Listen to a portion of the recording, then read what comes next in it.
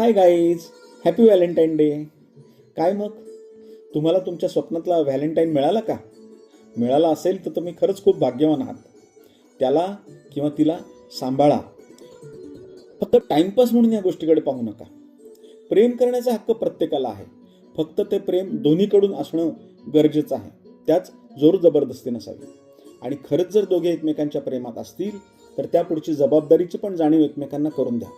प्रेम करण्यात गैर काहीच नाही, पण त्यानंतर विवाह बंधन स्वीकारण्याची तयारी ठेवा. स्वतः कष्ट करून पैसे कमवण्याची तयारी ठेवा. वडिलोपार्जित इस्टेटीच्या भरोश्यावर प्रेम करू नका. बर, आता ज्यांना व्हॅलेंटाईन म्हणजेच प्रेमासाठी जोडीदार मिळाला नाही त्यांचं काय? त्यांनी पहिले आपल्याला आयुष्यात नक्की काय करायचं आहे ते ठरवा. कुठल्या क्षेत्रात आपल्याला करिअर करायचं याचा नीट विचार करा. शक्यतो आपल्या आवडीचं क्षेत्र निवडा. फक्त ज्या क्षेत्रात आज पैसा दिसतो तिकडे धावू नका. कारण भविष्य इतकं झपाट्याने बदलतंय ना की आपल्या आवडीच्या क्षेत्रात जर आपण काम केलं तर आपण त्या कामात आनंदही मिळवू शकतो आणि पैसाही मिळवू शकतो. आणि आपण जे क्षेत्र निवडू ना त्यात प्रावीण्य मिळवण्यासाठी जीवापाड प्रयत्न करा. तुमचे हे प्रयत्न पाहूनच तुमच्या आयुष्याचा भावी जोडीदार तुमच्याकडे आकर्षित होईल हे मी तुम्हाला नक्की सांगतो. तुम्हाला त्यासाठी वेगळे काहीच प्रयत्न करण्याची गरज नाही.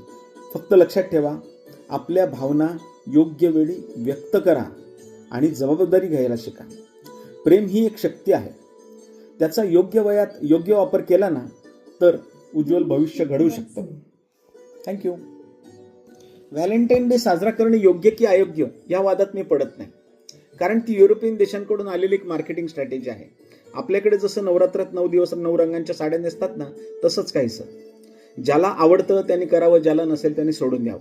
आणि प्रेमाच्या बाबतीत म्हणाल तर लव आणि लस्ट यातला फरक नीट समजून घ्या. प्रेमातली जबाबदारी समजून घ्या. उठसूट प्रेम आणि ब्रेकअप करणं हे योग्य वाटत नाही. आपल्याला जर प्रेम म्हणजे टाइमपास वाटत असेल ना तर त्या गाण्यातल्या ओळी लक्षात ठेवा. इसमें खुशियां है कम, बेशुमार है गम, एक हसी और आंसू हजार. यातून एकतर माणूस खंबीर बनतो, नाहीतर कोणाकोणाचं आयुष्य उद्ध्वस्त होऊ शकतं.